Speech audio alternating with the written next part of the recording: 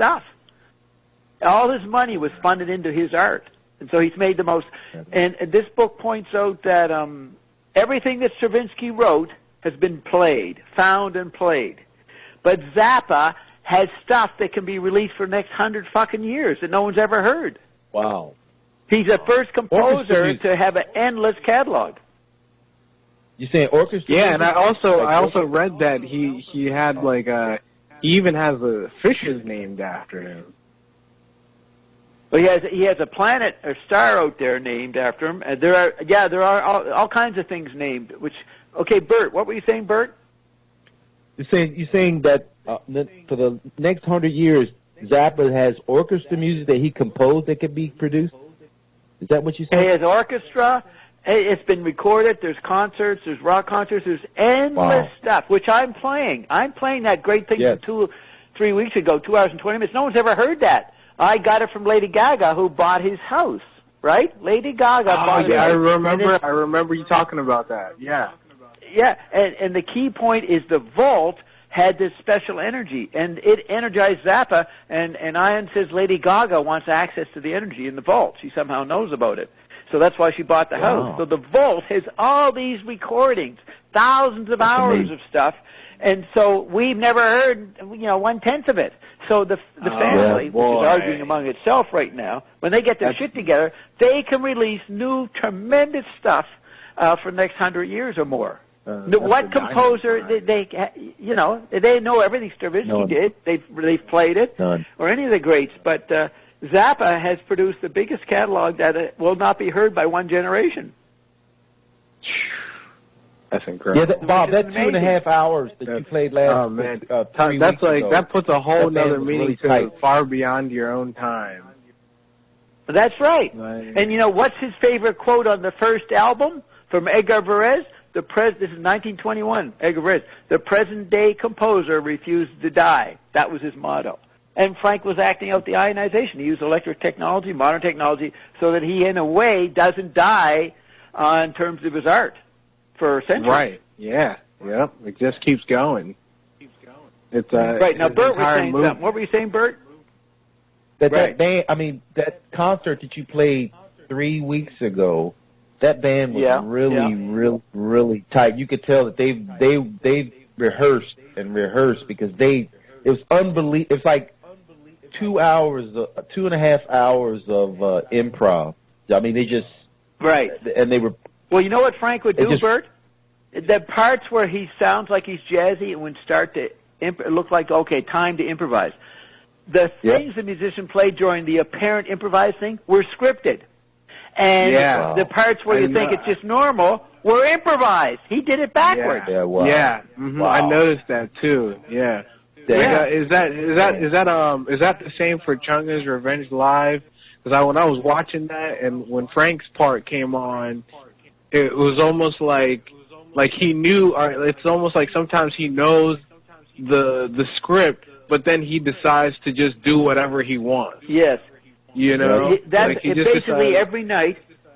Osborne, he said, I never play the same guitar every night. That's why he has so many different guitars, different textures, different climates, he would call harmonic climates. He basically never fucking practiced the guitar. He would make the shit up every night.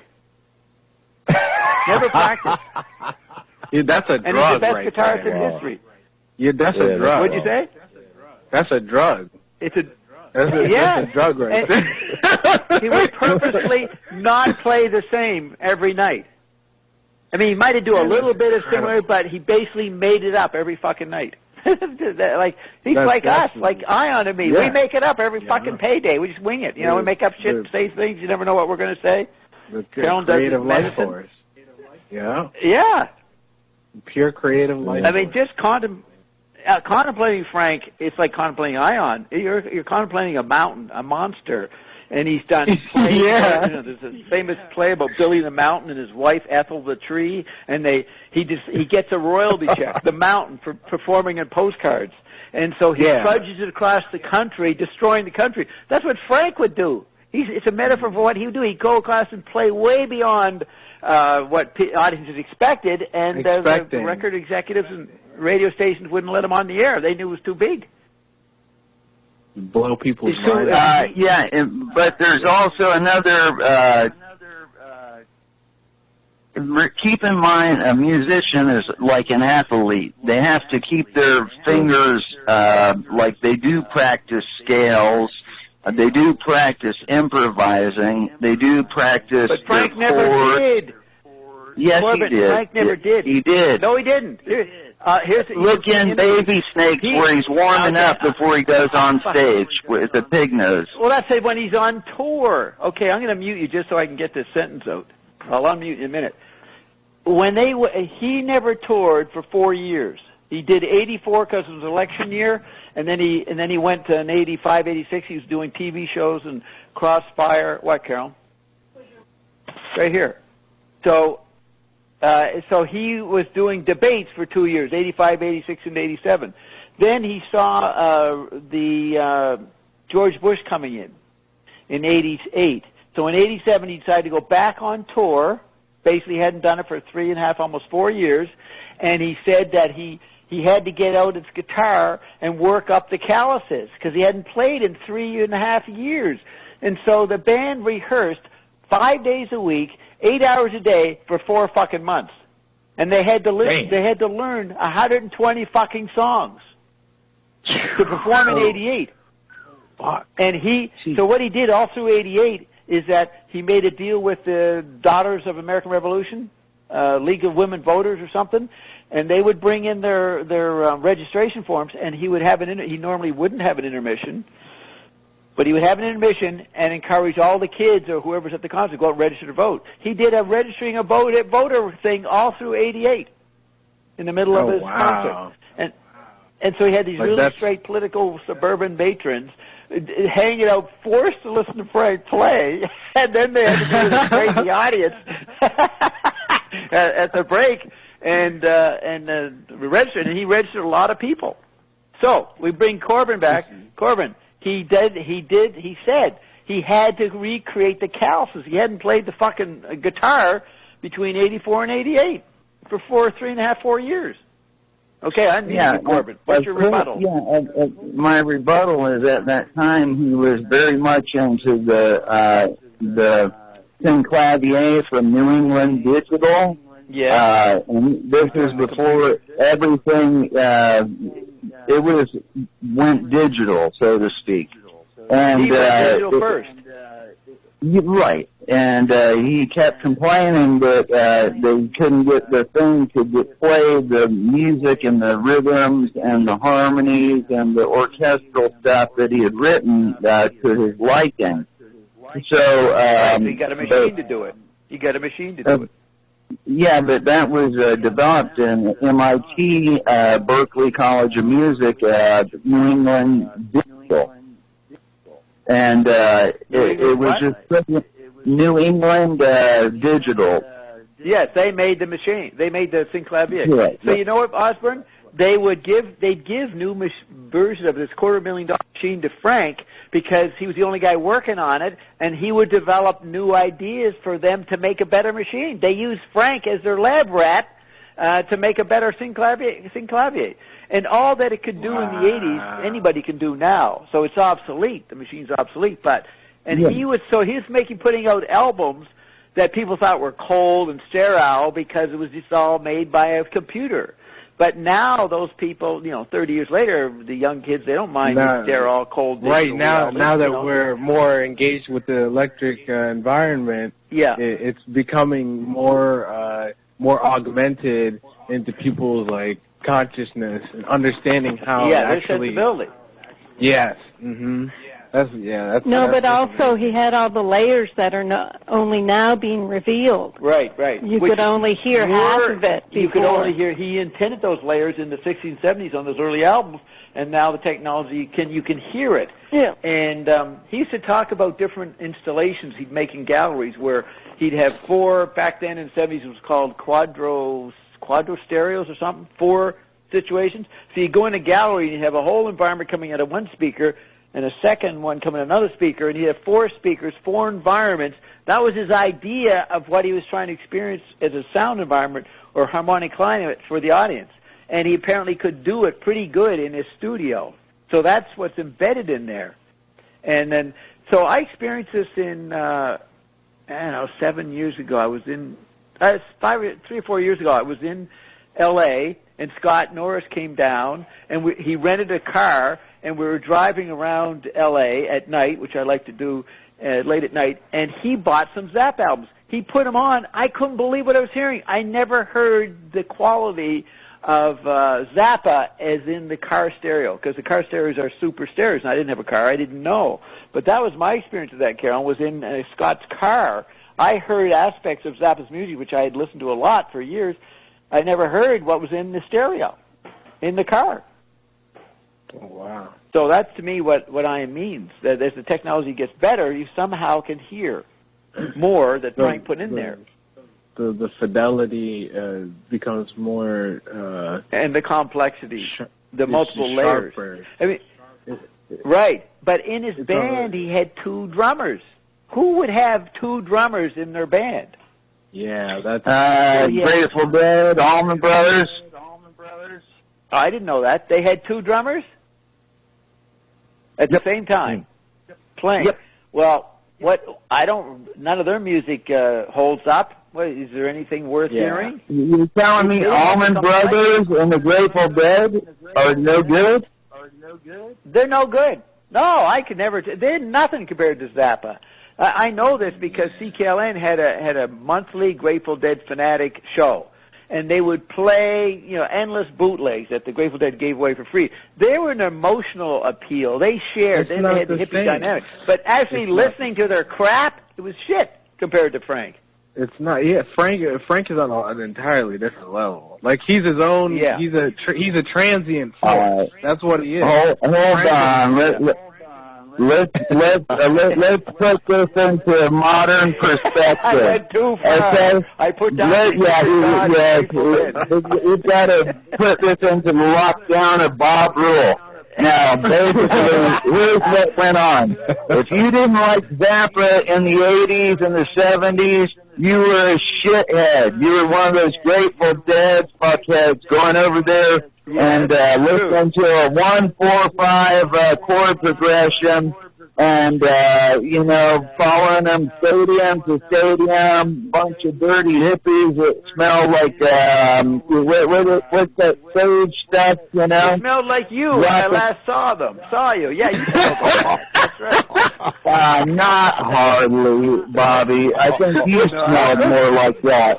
You smelled more like grease, some kind of, it wasn't grease paint, it's more like lube of some sort. Swedish lube at that. I think it was Icelandic lube. I mean, Bobby, I know you got to get. I had Icelandic perfume on. Icelandic perfume. No. You're trying to catch. You're trying to catch a bang. You're trying to catch a bang before you landed. Hey, you fix your phone's a little too close to your mouth or something. It's hard to make out what you're saying. Is this better?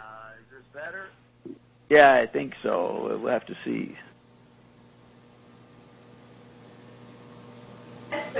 That's better. Yeah, that's really good. One of my favorite performances, and I will say this, anybody should put this on YouTube, is watching John Belushi with Frank Zappa do Samurai Guitar Player. And they actually released it on the Live in New York album as the Purple Lagoon. And they cut out John Belushi's part. It's an amazing composition. Very mathematically intense. It sounds like jazz shit to the average whomever.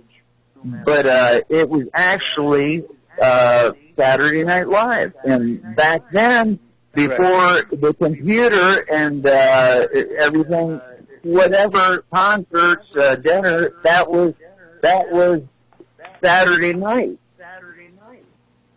Yeah.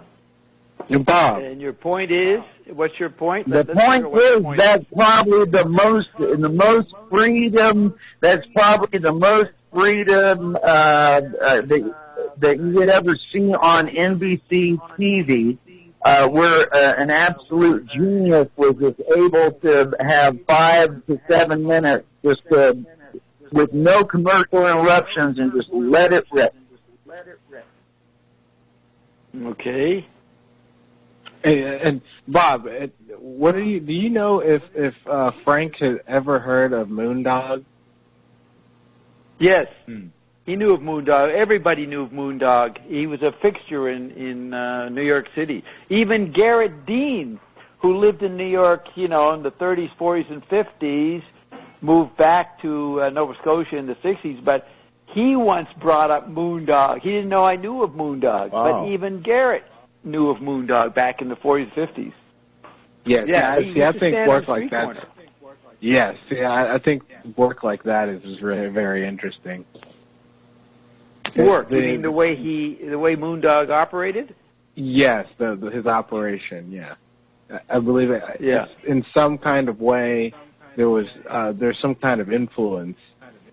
Like, I'm not sure what his specific influence was, but it's really I don't know if you could say that. If Frank wasn't influenced by anybody, maybe he'll admit Stravinsky, Edgar Varese, Anton Webern, John Cage, but also blues guys, Johnny Guitar Watson, a few others. He always named, they're listed on the Freakout album, but Frank did when he mixed it into a new level that none of those people that were alive that influenced him, they didn't even understand what he was doing. They couldn't comprehend it, right? Yeah, they weren't that non-specialist. It's like I do on DJ. There's also another trend. They're trying to make it. There's also another trend. If you let me point this out.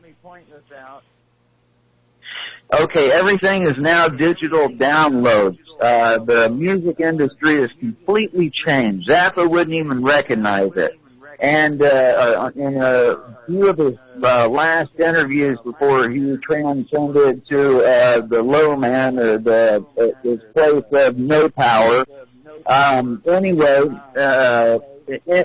basically he said the way things went down, they had these old guys with cigars, and they'd be like, do these kids love this stuff? And he'd be like, I don't know.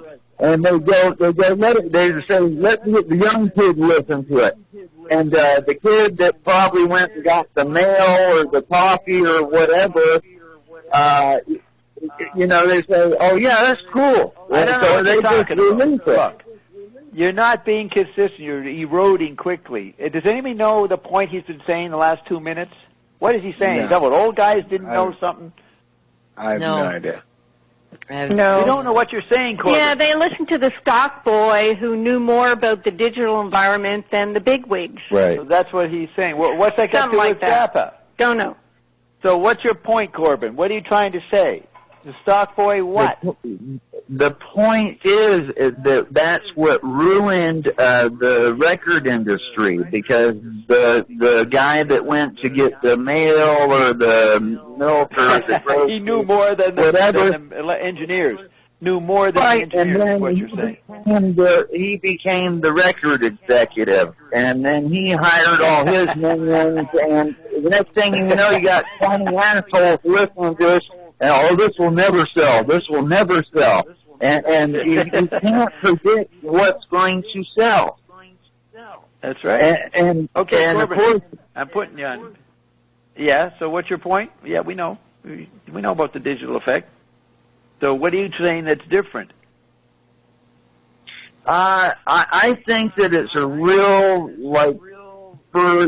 there's a real comeback of turntables.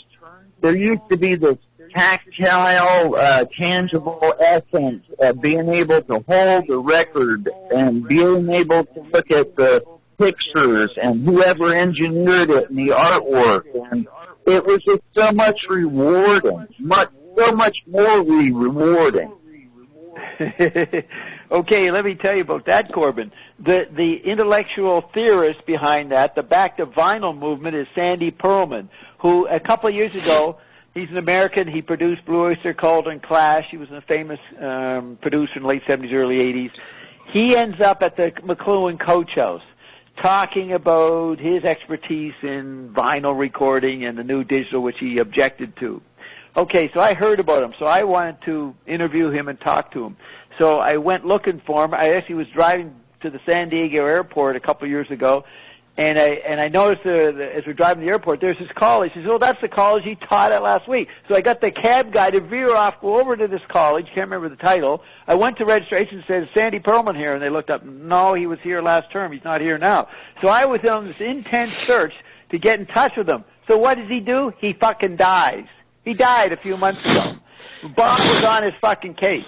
I was going to explain to him why you don't need to be so fanatic about vinyl. There's this new environment that's happening, and ion and blah, blah, blah, but I never got to him, and the guy killed himself to avoid me. So, I know all about that movement. I killed it. The vinyl fucking movement is over because its intellectual theoretician, Sandy Perlman, is gone, Corbin. So, it ain't going to work. But let me... Beautiful thing. Okay, I'm going to put you on mute. I want to read you something. In this book, in the chapter called A Guitarist Guitar Player. So Zappa is the guitarist. What book, Bob? This is called Frank Zappa FAQ by a Toronto author. Subtitle, All That's Left to Know About the Father of Invention. And he takes a lot of the material that many books wrote in the 70s, 80s, 90s, rehash, but it's been a lot since Zappa died, and this guy organizes a lot of it. So it does have a more complete, up-to-date history of Frank. And he doesn't do all the stories that everybody knows that all the biographers talk about. So here's this paragraph. As far as Zappa's sound was concerned, Zappa was one of the first guitarists to invest his money in the best equipment available to him. In the mid-'70s, he spent over $30,000 to buy a guitar rig in quotes, using studio-quality equipment. He also invested in portable electronic sound devices, also known as pedals, which he could activate with his feet. One of the devices he bought was a parametric equalizer, in brackets, rather than a graphic equalizer, which he used to shape the tone of his guitar. A typical 5-band graphic equalizer would consist of vertical sliders designed to add or subtract a fixed frequency of the sound, such as 10 kilohertz or the upper mid-range. In brackets, boom boxes from the 80s had them too. A 10-band graphic equalizer would have 5 more vertical sliders, offering access to more frequencies and granting more tone control than a 5-band graphic equalizer. Now, that's all the graphic thing, but Zappa had a parametric equalizer, offered even more versatility in refining the perimeters of the sound coming out of a speaker. Zappa was always interested in the science of his guitar sound, and the parametric equalizer provided him with limitless choices depending on the composition and the size of the auditorium. On tour in 1988, Zappa used 2 customized Fender Strats with adjustable EQs built into them to aid him in controlling any feedback, pushing it right to the limit as if he was standing on the edge of a cliff. Then the next paragraph. To many fans, Zappa was a guitarist first and foremost. To appease the mostly male fans who didn't care to hear him sing, and to spite the critics who thought guitar solos were completely self-indulgent in the age of punk, Zappa released several albums of just his instrumental passages, a kind of songs without words set of recordings taken from different concerts. And he called the albums Shut Up and Play Your Guitar, Shut Up and Play Your Guitar Some More, Return of the Son of Shut Up and Play Your Guitar, and Guitar. The latter of which he said was not recommended, quote, it was not recommended for children or Republicans. Fully annotated with notes listing the specific instrument he plays. He put a warning on the album. This is not for children or Republicans. And so they were fully annotated. These albums are compilations of his solos from 1977 to 1984. Then during the last year of his life, Zappa put together the album Transfusion, 2006, that came out, featuring guitar solos from his last tour in 1988. And it says, playing these albums back-to-back gives us a really good sense of Zappa's skill as a guitarist. He rarely plays the same lick twice, and he has a tendency to adjust his musical choices based on the rhythm of the piece or the chord changes or some sonic happening that he picks up on. His drummers often suggested ideas. On the song called Republicans from the album Guitar, recorded in 1984, the band vamps on a series of key changes as Zappa literally shapes his sound against a steady groove. It's a remarkable example of Zappa's sculpture of sound, a type of geometric representation, if you like, with multi-sided three-dimensional objects floating in the air and inside your head. He does this by slurring rather than picking most of the notes that could be defined as his style. But by the very next song, he'll be playing something completely different. So that is really using the freedom that the new technology allowed you to have. He went way beyond what technology could provide you. Right. He could find incredible. new uses for it. Yeah. Yeah. And go ahead. I said I can see why that they let him be, the experimental, guy for that, for any situation, because he knows how to adapt to it. He can adapt to it, and then he makes it better. He improves the technology simply by just using it. Yeah, he's like the ionic principle. Ion always says humans create the technology. So you have the technology, but you need a human interface with it that pushes it. Zappa was the human creating the new technology because he was half of the equation. The technology would come along, then he'd do something with it and push it and adapt it to new uses, and then that would inspire the technology itself to be developed into a next level. And then they'd give it to Frank, and he'd complement it. You see, that's the human-machine, human technology interface. Zappa, that's why it is the Zappa era. He did the first concept album. It is his album, Freak Out, that inspired Sgt. Pepper's Lonely Hearts Club Band, And he did everything. And I do it a bit in my DJing. I'll play an incredible Zappa thing, and then you'll hear Shelley Fabares doing Johnny Angel. No one juxtaposes music. The Grateful Dead fuckers on CKLN would play nothing but Grateful Dead all night long, right? Bootlegs. Well, they could have had a better show if I was there. We would have played Grateful Dead, and then Pat Boone, and then something else, and then opera, and then we'd have just destroyed it all with Zappa. That's right. We'll make them think that they're listening to music until we play Zappa, then they'll hear real music. Well, that's why I'm the greatest DJ, because I've got 1,200 Zappa fucking songs on my computer here. And nobody has that Zappa catalog. They don't know Zappa. And so they might know R&B. They might know doo-wop. They might know blues. They might know opera. But they don't know all of it. And then every now and then you put in a Zappa song that moves it to another level. Yeah. It's almost like if you're missing those categories, Zappa fills it in. Yeah. That's right. He includes it and he goes beyond. So that's why Zappa is the core, the foundation of my tiny note chart. It's named after. He talked about the big note, so I call my chart the tiny note. And it's Bob's xenocronous, blah, blah, blah. Xenochrony is a word he made up. And then I call it the Grand Wazoo's decadence, which is the pun on decadence. Heliopathic cliche probes, right? Heliopathic cliche probes. And and it's all improvised. If you ask me about the chart, I'll make up some bullshit about it tonight. And then the top it says the Grand Wazoo. That's an album, isn't it? That's right. That's Zappa's. He created fusion rock jazz fusion. What is it called? Jazz rock fusion. He created that with Hot Rats in 1969. He's actually behind everything that happens. You got kids who are fans of John McLaughlin. Well, Frank was doing John before McLaughlin was. Yeah. Matter of fact, one of the stories was Ruth Underwood, who was a fantastic marimba, xylophone, vibraphone player. She's very, skilled and educated. She says, all of a sudden, John Mahavishnu's orchestra was opening for Zappa. And she was with them when they first walked in and heard them rehearsing sound check for that night, and she said it was one of the few times I saw Frank go, I've got to fucking outdo these guys are good, and so he immediately, you know what he did? She tells the story in this book. Frank they hear this guy, and she said you could tell Frank was this is new, this is good. Now he started jazz rock, but Mahavishnu came in playing really fast and 72 or so, and was pushing the boundaries of that genre. So she watched Frank really look at it, look a little intimidated, and he disappeared. And she went back like a couple hours there, and there was Frank. He was listening to the Mahavishnu concert and transcribing what they're doing and making his adaptation improvement on them immediately in the day. I'm telling you, Frank is like Jehudi. He's like a Frankenstein. He takes everything. Yeah. He just takes everything. Yes. Like nothing goes unseen. Like, well, look at this. have you seen 200 Motels? This is the archetypal scene from that movie, okay? He has Ringo Starr playing him, and he's a little short guy, so he's Larry the Dwarf. So this Ringo Starr is made up to look like Frank Zappa. So he's in the hotel. He never stayed with the musicians. First of all, because they'd be partying and doing dope, even though he told them not to, and he didn't want to get busted with them, so he stayed at another hotel. He'd be by himself.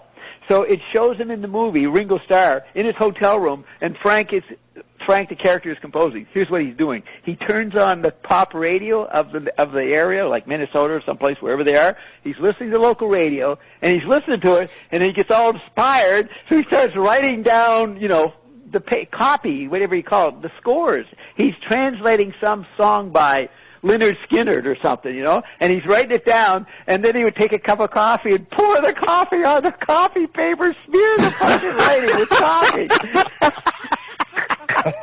That was his composing technique. It's fucking, and all the time he's going, oh, this is going to be good. Ringo Starr doing that. Oh, this is going to be really good. We got to put more coffee on it. So he ruined the coffee he just wrote. That's how Zappa composed. Oh man, it's hilarious. It's so unique. He's a monster. You can't replicate. Too unique.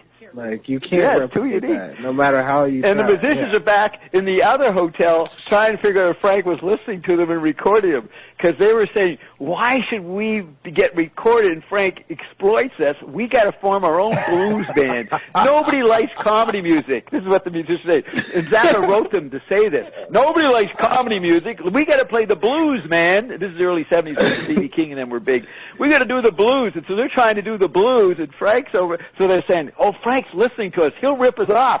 So they go around the room looking, and they decide the beer bottle is Frank Zappa. The beer bottle's recording them. Oh my God! There's a lot of funny stuff in 200 Motels.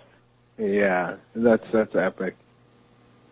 That's and if you look at it's worth remembering. And if you look on YouTube, look up Camarillo Brillo and Muffin Man. You put the two together, and this 9-minute video comes up, and it's fantastic. Starts off with Adrian. What? Camarillo Brillo, Brillo, and Muffin Man. You put the two together, and you'll get this great footage. I think it's from his movie Baby Snakes, about 1976. And Zappa's got no shirt on. He's probably playing New York City, and his bodyguard. What do you call those guys? The ushers down at the front are holding the crowd back. The crowd's going nuts. I think it's Halloween. And Joey Psychotic is a guy I met. He's a longtime Zappa fan. He was what do you call him? An usher holding the audience back or trying to leap up on the stage. And so Frank, he's got Adrian Blue starts off this fantastic Camarillo Brillo, and that goes on for 5 minutes. And Frank is doing this stuff, and he's got no shirt on, he's got a ponytail, and he's got this pretty neat shoulder strap of his guitar. So as he's winding down that song, he's slapping people's hands who are reaching up, and he's high-fiving everybody. And Joey is getting crushed. And he goes, move back! You're crushing Joey Psychotic. And so I don't know if anybody listened. And then somebody throws a roll of toilet paper. So Frank is slapping, high-fiving people, playing this awesome guitar, telling them to stop crushing Joey Psychotic, and then he goes over and picks up this toilet paper roll and throws it out to the audience, and it sails out with the toilet paper roll unraveling as it goes over into the New York audience, and then he goes, now move back! And then he goes into Muffin Man, and he just starts roaring. It's an incredible 9-minute footage, and he's running around like a crazed rabbit while doing this, playing this fantastic guitar and slapping everybody and kissing people and this and that all over the place. Is it the 1977 or 1979? 76 or 77. It's in Baby Snakes, the movie. It comes out in 79, but it's footage, I think. I mean, I could go play it right now through the speakers. Just go to YouTube and you would hear the intensity of it. I have it up now. I just needed to know the date because they have a couple here with different dates. There's one of them that's 8 minutes and one is 8:31. I don't see one that's 9. Okay, let me check that. But first I have to bring in some people that are on mute. Just a second. Let's see, who's this? I'm unmuting that. Who's that? I just unmuted you. You want to speak? You're talking to me, Bob. Oh, it's Michael. Okay, you're part of this. And the other one is... Roxana. Roxana? Roxana, yeah. Yes. Okay. Yes. Oh, she's on Skype. Powerful voice. Okay, so are you hearing what we're saying about Zappa, Roxy? We're having a very good conversation about it. No, just the last part.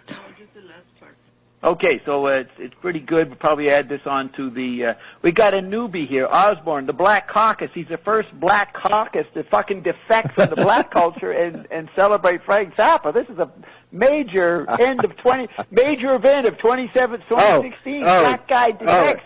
And it's not, and I'm not just any black guy. I'm African, so I'm defecting all over. Yeah. Oh, you know what? That explains something. No American black would defect to Zappa, but my friend Jim was in... Now, I used to be at CCAL, and I would promote Zappa, and these stupid young late baby boomer, beginning millennials, born in the 60s, like most of you guys, they weren't into Zappa, and I was a lone wolf about Zappa. Well, Jim Patterson...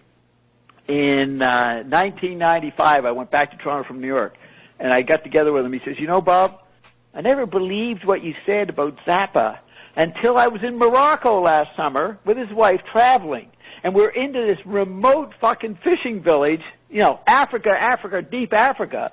And I get talking to the fishermen there, and we get into music, and I say, well, you like rock guitars? And he says, yeah. Who do you like? And the guy says, well, Frank Zappa's the best guitarist ever. This floored Jim, that this fucking aboriginal, whatever he was, knew that Zappa was the greatest guitarist. A fisherman. That blows my mind. And Jim being a convinced... Wow. Yeah, what? I said, that blows my mind. Yeah. And so the Africans know.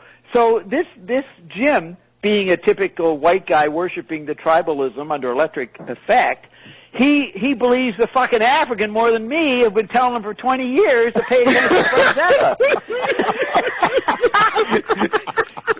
But he finally recognized, well, it took an extreme situation. It took an extreme situation, yeah. And he's that kind of... He looks for fringe stuff, you know. He looks for the hidden stuff. So because it's obscure nobody out in nowhere land in you know, dark ages or Paleolithic man, because that guy has the prestige of being this caveman, he believes the guy. He pays attention. So he goes back to Toronto and he gets the Best Band You Never Heard in Your Life, which is a great title for an album, right? It's the 1988 tours with the big band. The album was called The Best Band You Never Heard in Your Life. And the other one is Making Jazz Noise. So he finally listened to him because the black told him to pay attention. The African told him, and he was converted. He says, Jesus Christ, Bob, you were the nerdy fucking intellectual there who knew nothing about music, and you were right. And all those other fucking idiot DJs in CCAL didn't know fuck all because they didn't know about Zappa. So I went way up in my stock went way up. And now he designs our websites. You see, there's always something missing when you listen to other artists, and I think it's because they're biased. They have a certain bias, and Zappa. They're not modern. Yeah, they don't know they get 5 bodies. They believe the blooming word. They believe what they see. They believe in being a musician. They have a cultural pride about it. Frank had no fucking pride. He was just canaverous, or what's the word? Lecherous or eating, gluttonous. He just wanted new sound. He had a huge appetite. Yeah. And okay, so back. So Jim, he realized Zappa was great. Now, what were we talking about? Because I was leading to a point about how. But I would like to say you're an something. African. You're fucking an African. That's why you like Zappa. Well, you're disqualified. You already know. So you got the background.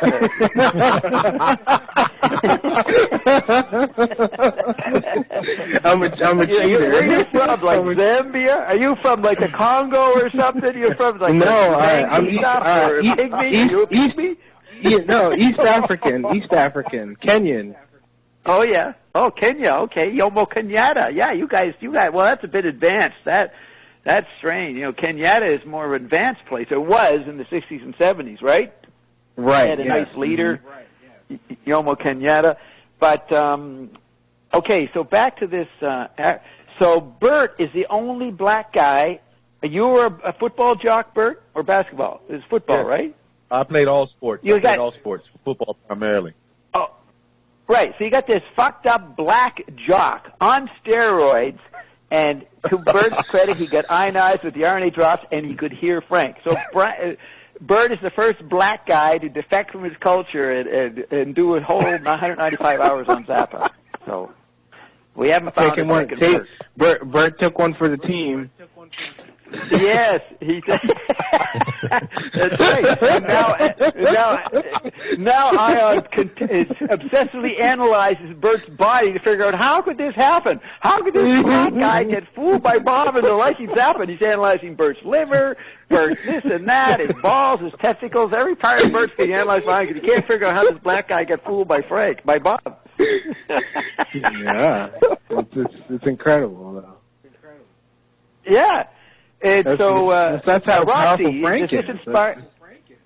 Oh, he's so powerful, it's ridiculous. Does this inspire for you to say anything, Roxy? You're the metaphysician of all this stuff. You're the qualified classical trained person. Because it goes beyond the music. I really like the fact that he had the concept that all his work is a big piece of work, and it's actually what humanity is doing since the Genesis to Ion.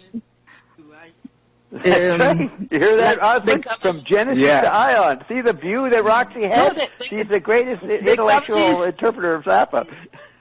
The Kabbalists knew that the retrieval of the New Wayne that was already put in the books of Moses was a thing that was done by many generations, and they will add, and all the scholars studying the Bible, and then all the artists, scientists, alchemists, Joyce and McLuhan, and actually Zappa takes all his music as one big piece that he remixes. And that's the big innovation that he will take one track from one piece and then mix it with another version of another song that was another band. Key. From another band, another era. He mixes the decades, the eras. And this is what the Android meme is doing. It's like every medium retrieves the whole work done in the past and remixes. And this is what I was telling you. There is this video, the Health Club, where somebody is remixing Hollywood movies. Oh yes, you played that. Yeah, Tom Cruise in different movies, looking at himself as different characters. Well, in different parts Star of the movie. Wars, everybody is dancing in that club, and it's just the metaphor of the remix that Ion is. And that's showing. what Ion is doing. Ion is taking all known culture, referencing it all like Zappa did. Yeah. Now, what I've been doing lately shows me real clearly that there is no linear history. Right. And that's why there are so many contradictions in what we think we know, and all these different groups trying to take over. That was a big theme also.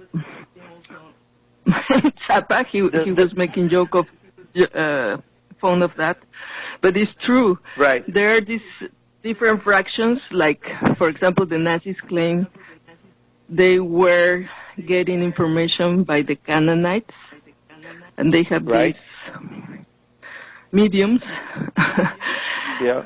And they were retrieving real technologies.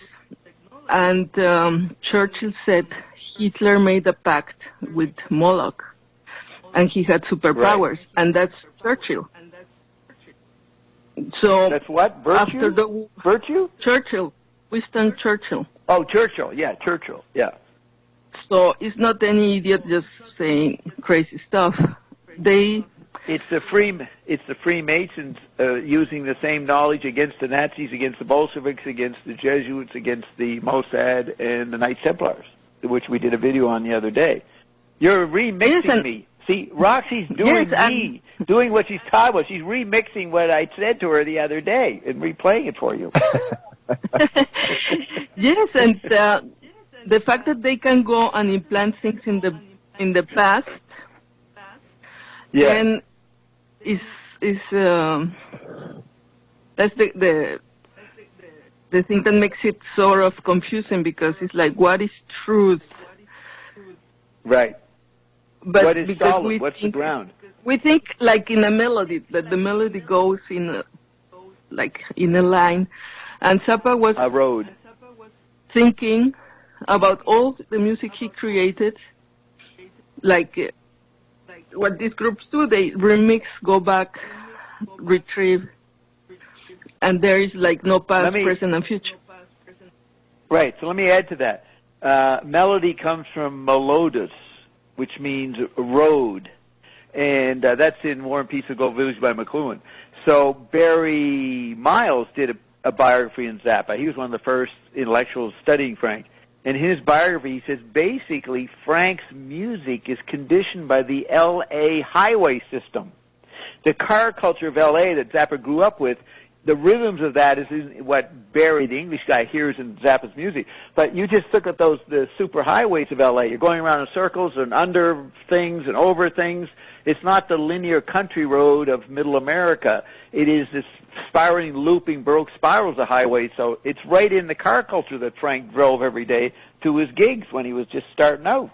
So yeah, it's in the road, but it's a multi-level road system in L.A. You see what I'm saying? Yes, and I discovered a guy called Alexandre Eleazar. Yeah. And he says he's the son of Tatiana Romanov, the son of the Tsar of Russia.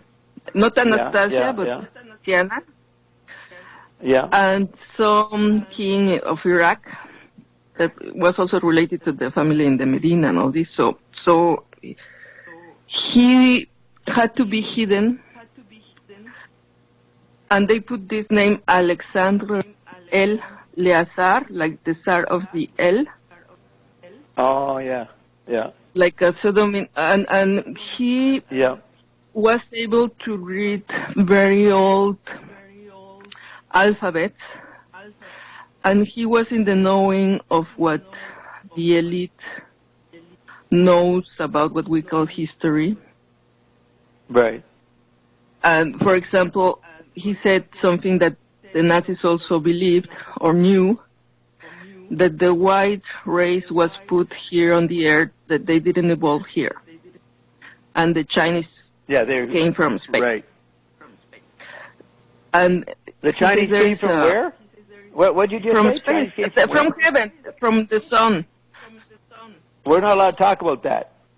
We did not say that. Well, it's already. I am told we don't bring that up, Bob. We don't talk about that. So, look at fucking Roxy discovered in her own research. I led her along so we could get it out without us being blamed for saying it. So thanks a lot, Roxy. There you go. I have. See, I have the blood. I am Illuminati. The blood. You know what I found out this week? Bert can appreciate this. The Kohathanites, who are not the Kohathites. The Levites are divided into the Kohathites, the Levites, and the Gershonites. There's like three. Merarites. I think there are three divisions of the Levites, who were the priests of Hebrew culture. The Kohathites, the Merarites, and the Gershonites. Well, the Kohathanites were more original than the Levites. They were the real priests, and they were people. So guess where they based themselves? The Kohathanites, who had the super sugar or the shewbread, they had some aspect of it, they fucking were in the Basque territory.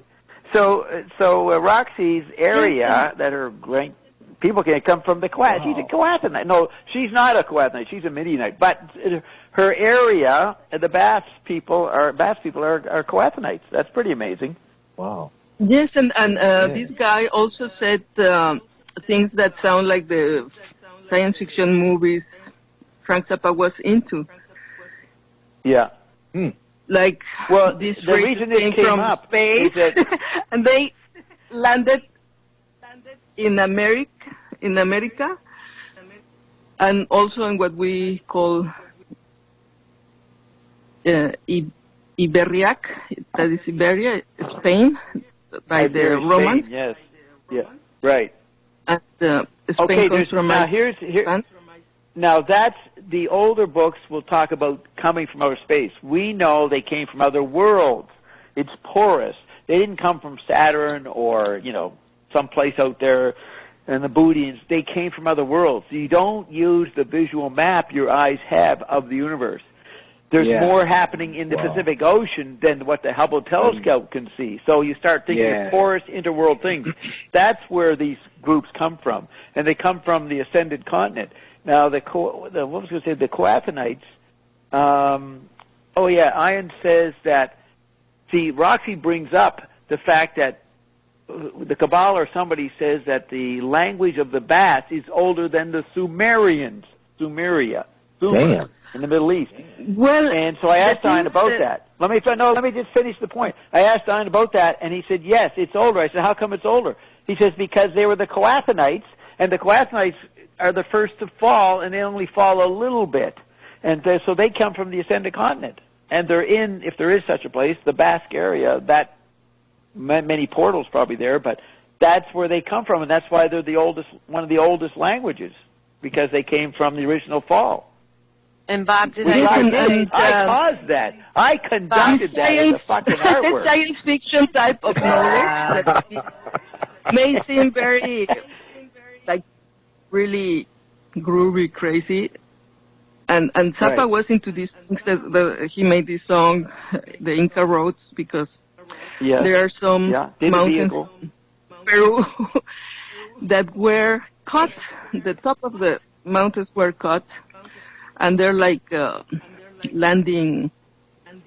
They're landing sites. It's the famous NASCAR planes.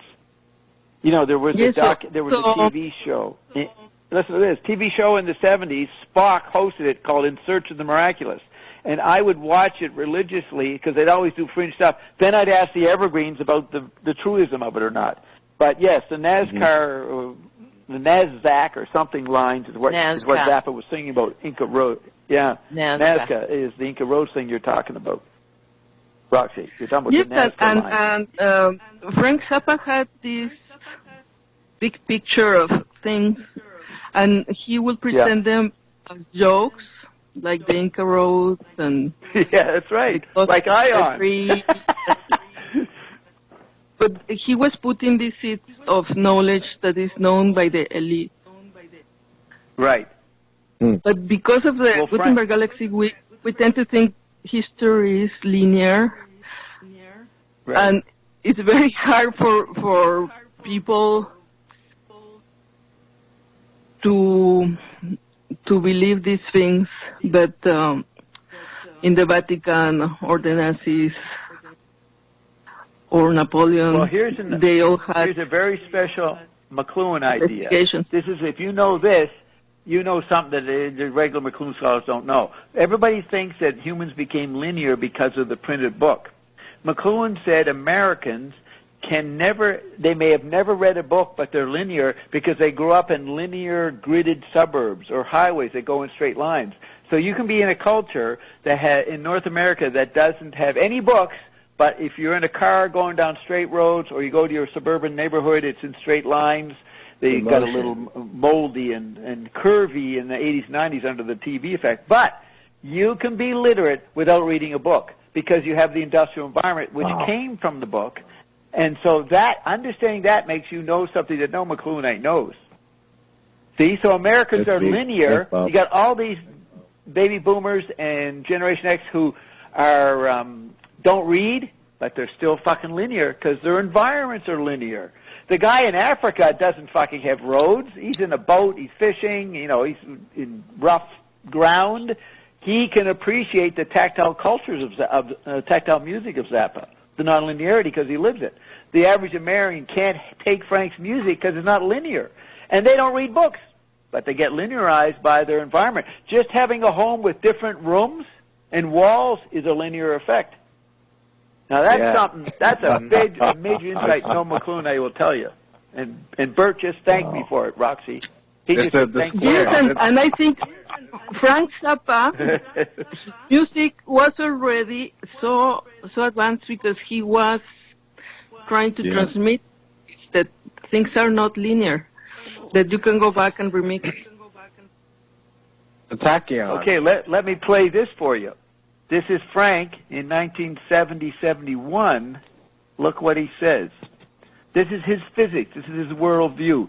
This is the notes to the Bob Marshall interview that's on the web, that never had the notes. And I finally found the notes and attached it. But it's only in my copy. You don't see this anywhere, unless you come on my site. So here's what he says. I believe the basic stuff of the universe is in the shape of waves, not subatomic particles. So particles are like billiard balls. Linear man, Newtonian man, makes things be separate objects. When you start talking about waves, you're getting into acoustic resonance and overlaying and non-linear actions. So he says, I believe the basic stuff of the universe is in the shape of waves, not subatomic particles. Then, if the two components of the universe, waves and time, are actually one, and if a wave equals a wave, all time equals all other time, and you aren't going nowhere because you've already been there. Exactly. Damn. Wow, yeah, Bob. If you equate time... Viewing this... Oh, there's Gene. Gene's attending here. But listen to this, Gene. Viewing this whole mechanism from a distance, so that's visual space. From a perspective, viewing this whole mechanism, where you ain't going nowhere, you've already been there, that's ionic. From a distance, it would just be a solid object. So solidity comes from the eye looking at this non-time situation that already happened. Oh, God. Okay, now, Isn't that Bob. Beautiful? Yes. Now, lay there in your bed with the windows open and listen to the waves. Close your eyes. And the wave comes in, and then another one, and then another one. So attach no visual image to that, and that's our concept of time. Right. But it just keeps flowing. Your description, you said the wave comes in. That's visual. The wave doesn't come in. The wave is surrounding you. It's already there. It doesn't travel linearly. Close the eyes and feel the wave. It just flows like a wave. Right. Like a wave. It's around you. It's more the maelstrom, the vortex. Yes, the vortex. That's a better image. Yeah, in a way, Zappa is he's adding to Wyndham Lewis, who created the idea of the vortex, with the way he brings in space and time. I don't think anybody's ever said, and this is said 45 years ago, that because all time equals all other time, and you aren't going nowhere because you've already been there. That's pretty fucking good. Yeah, maybe it's closer to being in the feeling of the wave, being in the wave, and the feeling of being in the wave, Bob. Well, not even in the wave. That's acoustic. You're in the proprioceptive subatomic autonomic system. You're traveling faster than the speed of light. That's the maelstrom. That's what ion is. He talks about that today. Yeah, but how close? I mean, how close can we get to that in the physical sensation? That's Roxy mentioned the maelstrom. You already had the sensation. You are operating on things that you can't feel. You're guided to be here tonight from feelings that you can't feel. Yeah, it's not a feeling. But the Kabbalist said you translate information that comes from heaven or other planets, other beings, with your which skin, is visually your biased. That's visually biased. And your organs. Yes, but they knew wave, no particles, the physical body is also a medium. Yes. And that's why the law prohibits any tattoos, any alterations of the body, because they say if you modify your body, then the messages you're translating distorted are not true. Through the skin. You're fucking up your what do they call the meridians? You're fucking up your meridians. Yeah, you may get information from low entities or something else. Right, but here's what Ion's saying. As matter and chemistry, we get it every day in Carolyn's sessions with Ion, the altering of the electrons and the ions and everything. The altering of our body and matter is so altered, you probably can take a tattoo now because the laws that was based on aren't applicable anymore. And this is what's going to happen to modern science. They're going to make products that are going to kill people because they don't know the laws have flipped upside down and chemistry's not working the way it used to be.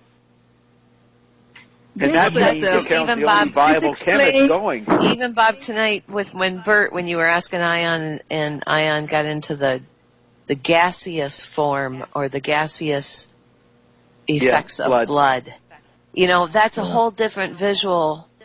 If we're stuck in if we have to start from a visual bias, even to consider the gas of blood, or I started thinking about DNA as a gas rather than a solid. Well, think of it like how the sun is plasma, but it's also a gas ball, so it's the same as your blood. Yeah, and we think of the sun as solid. But it's not. Right, but it's not. Did you know, Osborne? Zappa, Ion says that the ascended person doesn't have a sun outside itself. The sun is inside your body. Yes. Yes. Mm-hmm. That's the light. The light year. Indeed. No, light is puny. Because of salt. Salt. Not even light. It's the plasma. It's not even light. Light fucking. That's no, Bert. What is it? That's a bunch of fucking angels that ruined the light meme. Yeah, no. The angels. Michael's angels fucked that up. No, Lucifer's angel. The meme is ruined. Ruined. Yeah. What's the difference, Bob? What's the difference? Yeah, as I would say. Every now and then, I remind you that your mind is useless by going, well, what's the difference, Bob? He's always springing on me. Yeah. You know, very good subtlety. There's no difference, Bob. No. There's no difference between light and salt. He's going to do that one day. We have no clue. What is salt and what is fucking light? And he'll go, well, what's the difference, Bob? There's no difference between light and salt. You can't have the reaction without the mineral. That's the thing. People think that there's a reaction without having these compounds. Oh, there he goes making shit up again, Bob. Jeez. I'll one-up you there. I'll raise you one. You can't have the fucking mineral without the eye cell because we can't have that reaction. There we go. And we have no clue what the eye cell is. Nowhere. Speaking of which, I'm about to take my drops right now. Well, you'll need it. What we're talking about resonates with a lot of the great stuff I'm going to play. It's actually this comes very prophetic for what I'm going to play. And so you'll need the drops to recover the next couple hours. This is New Year's Eve. You know, most people don't make it home. The great year. The renew is some good stuff. I've been using it. So that's a pretty unique, Kelly. You should hear this. Where we're having a New Year's Eve party and somebody says, I think I'll take some drops. You know, nobody's drinking. Let's all take our drops right now.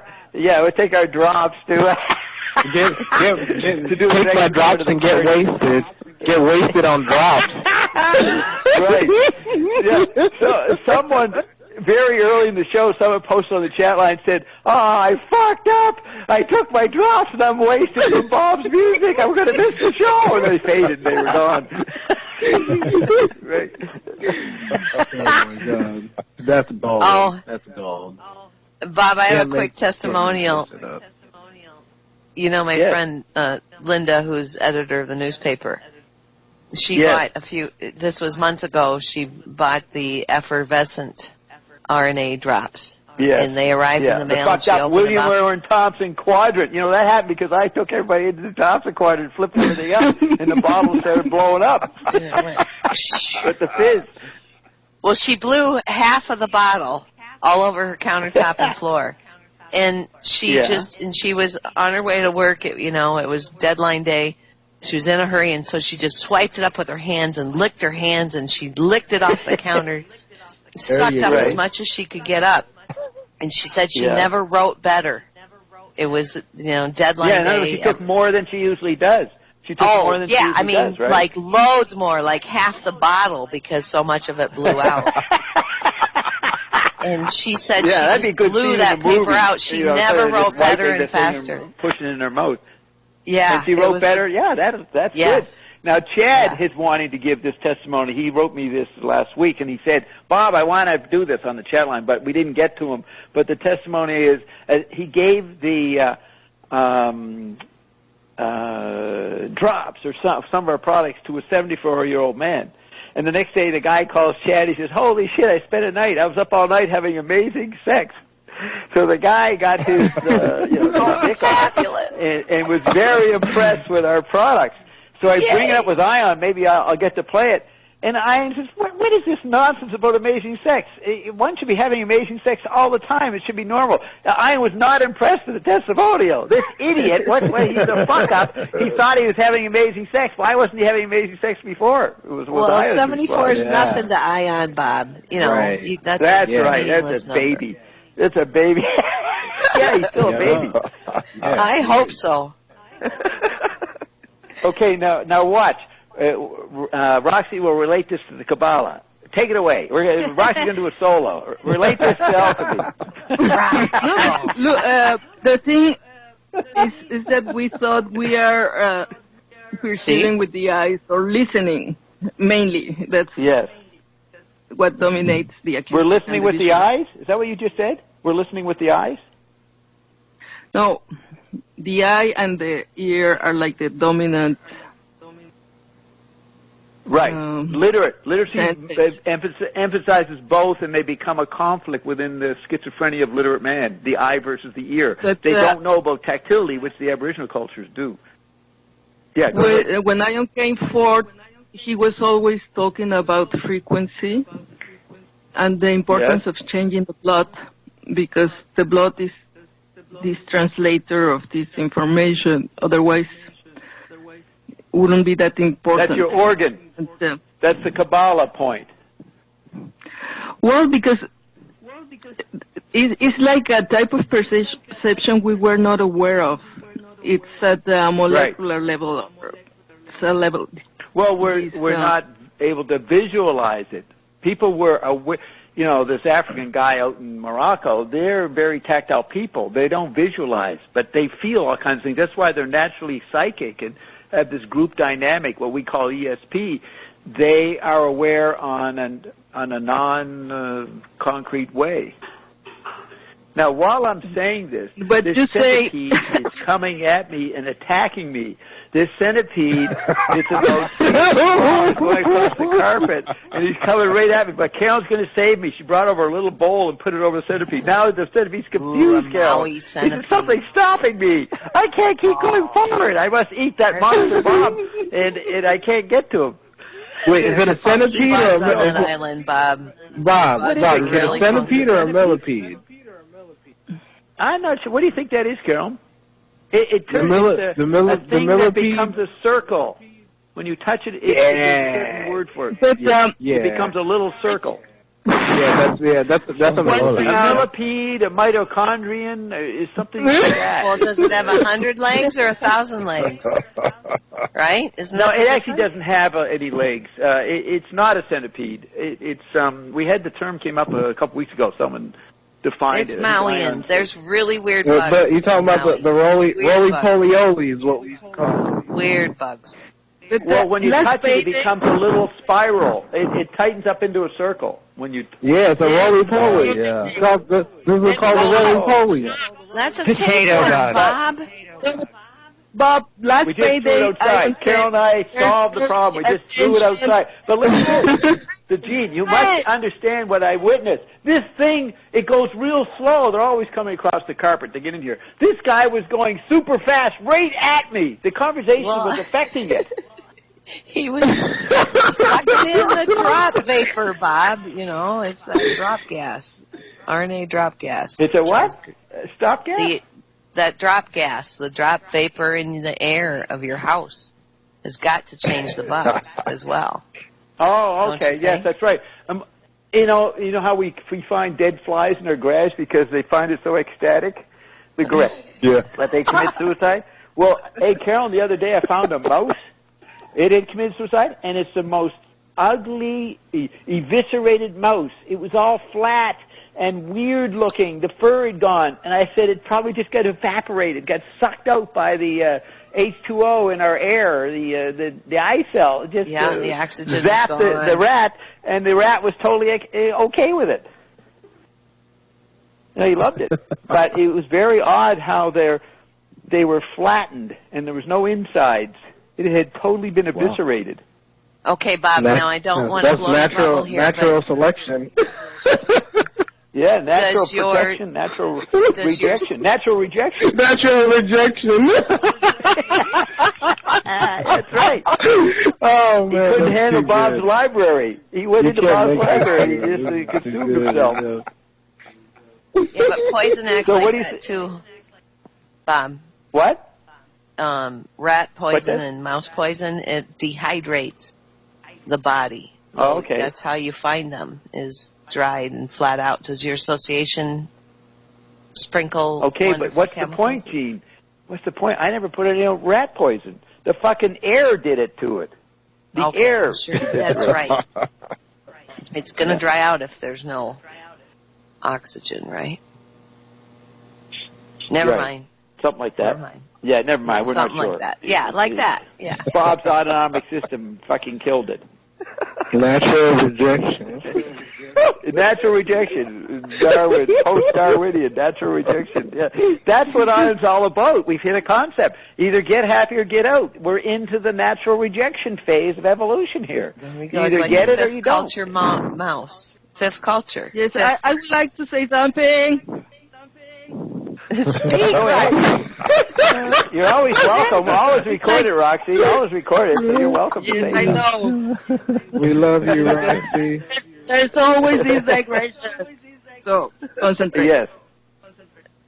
No, really, when I look into Bob's chart, and I see, for example, LaRouche was getting into the black nobility and the synarchists. Wealth.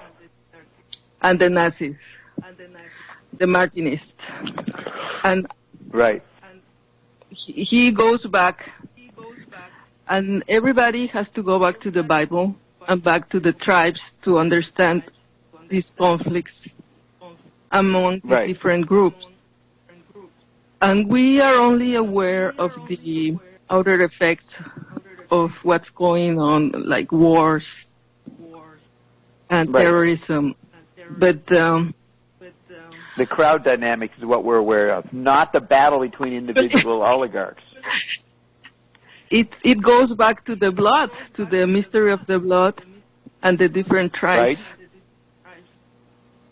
Okay, this is where, now, hopefully Ian doesn't hear this, Roxy, but you bring in Thompson's quadrant. And the first phase of human society, they were controlled by blood. That's how they determine the social hierarchy. It's right there in phase one. The next one is language, and then the third one is territory, then the fourth one is nation, and then the fifth one is mind consciousness battle. But the first one, BC. The primitive tribes ran things based on blood. So it's Thompson because of, you categorize it as Thompson because of the primitive tribes, as primitive tribes. And I missed the first part. What are you saying about Thompson? You categorize Thompson as the first, and you categorize that as the primitive tribes. No, his categories. He has 5 phases, and the first controller of the social bonding is, he says, based on blood. So tribes organize themselves around blood, which is what Roxy's saying. You go back in the Bible, it talks about the early Jews and that. They organized their 12,000 tribes of 12,000 each into blood dynamics. Right, Roxy? Okay. Isn't that what you're referring to? Yeah. Yes, and the clans. Now, Bob, hold on, Roxy, one thing. On what video? Roxy, wait. Bob, you said that the Coathonites were not a part of the Levitic clan? Yeah, they were before the Levites. They were, you probably could say they weren't even Jews. They were the first people walking around and pretty only slightly fallen. They were my first team. I said, okay, guys, we're going to fucking start the fall. So a couple people volunteered, and so they started to fall. I go, how's it feel? It's okay, Bob. Yeah. Give me a shoe braid, Bob. I fucking feel. So I give a little shoe braid, and they go, oh, okay, I can. And then it's like going in the water deeper and deeper, and so they gradually but okay, sunk. So this is way pre-Moses then.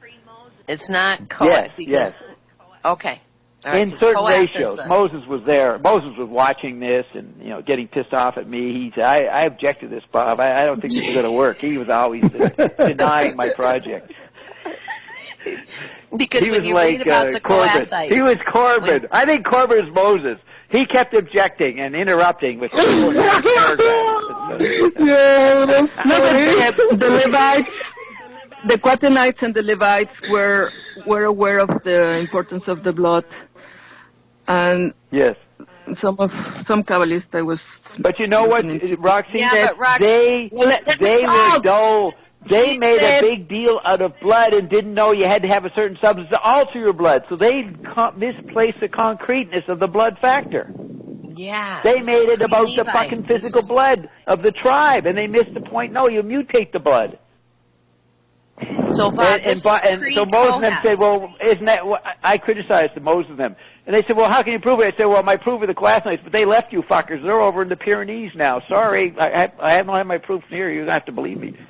Okay, now hold on one second. They I just took it want too to literal. get this. Now, Bob, wait. if I go to Google, don't let your mind run away. You're missing the new rhythm here. But you're trying to establish something here, Gene. You're trying to make a permanent thought here. Watch out! Watch out! These things are not linear. So if you are trying to organize that, who was all right? Thank you. All right. Okay. Well, okay. In light of your breakthrough, go back and let me hear what your diluted question was. Okay, when I looked up Kohath was the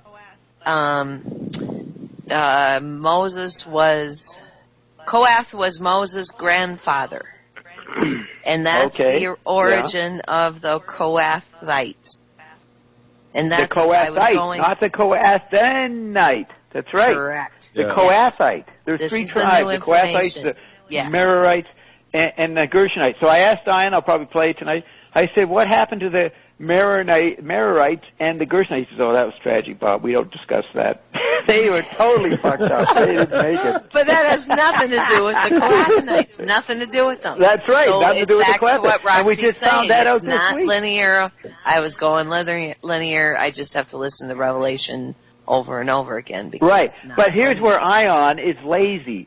We've been talking about the Quatenites for 5 years or something, and he never pointed out that, because you look it up in the dictionary, it's Kohathites. He never bothered to point out that there was, the Kohathites. So finally, a few days ago, I said, wait a minute, there's the Kohathites and the Kohathonites. What's the difference? Yeah, but he says Moabites, and, he puts and you can listen to 5 years of garbled bullshit by me and other people from the Kohathonites. They ain't fucking real. Because we looked up the Moabites, and because he put us in that that wave of the Moabites. He would change the names of all those Bible the claims. Moabites, the Midianites, and the Mediaites. So we fell right into the meteorites. And now Ion just corrected and said, nope, it's not the Kohathites. It's the Kohathonites who were over there fucking Roxy's grandparents. Okay. All right, so Rox, so now, Rox, what were you going to say? Well, I did say this week that Ion led Roxy into this whole unfolding of the castles and that to show what Roxy found out. Ion says the main point is that to have a monarchy, to have an empire, you got to be a parallel worlding guy or woman. And what was it, Roxy? And so Roxy found out that the aristocrats have this ability, and so the monarchy gets redeemed for Roxy. Yes. See now, and Bob, it goes back to. What did Ion say in your head, Roxy, at that party? Go talk to Bob. You are healed. Bob. Go talk to Bob. Yes, he first said you are healed when she took the drops. Said you are fucked. But they said report to Bob. Report to Bob. That's tremendous. But actually, I do report every time I found something, I sent him. Yeah, but honey, I knew that night when you said that, when you told us that the very first time, that, there were going to be, and again, there's no time, but I knew at some point it was all going to... Timing. Yes. And I've been, Timing. What did you say? You realized what, Gene? Understand you knew what, you and your... What? I didn't get. What did you know? The first night you knew what? The very first night when she told her story about, the experience she had when she was around a lot of her friends at a social gathering, and then this voice in her head said, "Report to Bob." That whole story. I knew that... You knew what? That we were going to be entertained by going on a journey, on Roxy's journey of the reason why Roxy was so important, that Ion pulled her in that way. Because we all get dropped in various ways. We all have our individual stories, but that was so, and it takes effort to understand Roxy between her accent and her phone, and your phone's great now, Roxy. I mean, the majorities of her fucking explorations are lost to all audio quality. Nobody can hear what she's saying. It takes effort to hear and listen and re-listen, And so here's the synchronicity, one part. We go to the park that I landed in 1936 with my father. I totally forgot about all this, but when we flew to see Hitler in 36, we landed in the Tempelhof, and we went to the big park there, and she showed me, and then pointed out, well, this was the Nazis' airport. While we're there, a guy shows up, Berlin. And one thing leads to another. I get talking to him. He was at the gallery that saw Roxy freak out. He shows up at this spontaneous party in the park. At that party where Ion said, "Report to Bob." It's actually an airport. A guy who witnessed, actually did not see... The Tempelhof. I don't think the Tempelhof. But I don't think the guy saw Roxy freak out. Hitler expeditions to Tibet went and arrived with all the objects from Tibet. Who did? Say that again, Rox. Oh, yes, that's right. All the objects landed there. And it was at that place that Roxy's story, which had been totally hallucinated from overuse of RNA drops, got validated because the guy was there with an English woman, and I get talking, and then someone mentioned Roxy and this and that, and Roxy standing there, and this guy says, "I was there at the gallery that night." And I think he left early. He was a musician, and he left early, and he didn't actually see Roxy freak out, or he saw the beginning but left. You remember that part, Roxy? He didn't totally get the whole experience of what you went through that night. Do you remember that aspect of him saying that? It went on. He saw the beginning, and he remembered it.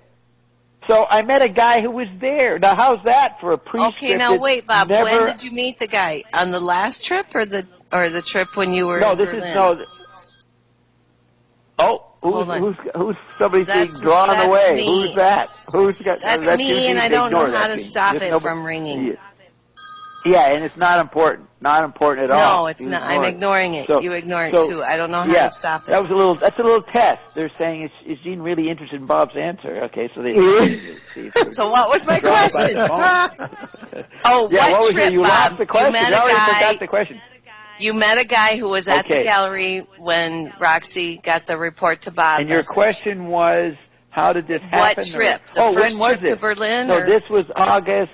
I met Roxy on McLuhan's wedding day, August 4th, going into the 5th, Jesus. Was the day I arrived at her place. And it's like Wednesday of that week, we're in the park. So August 6th, which is Hiroshima Day, also the day that I got knocked out in 2001, a month before 9/11, and that was the day George Bush got the message for Condoleezza Rice and ignored the warning that they had gotten on August 6th, 2001, a month before. I got knocked out water skiing.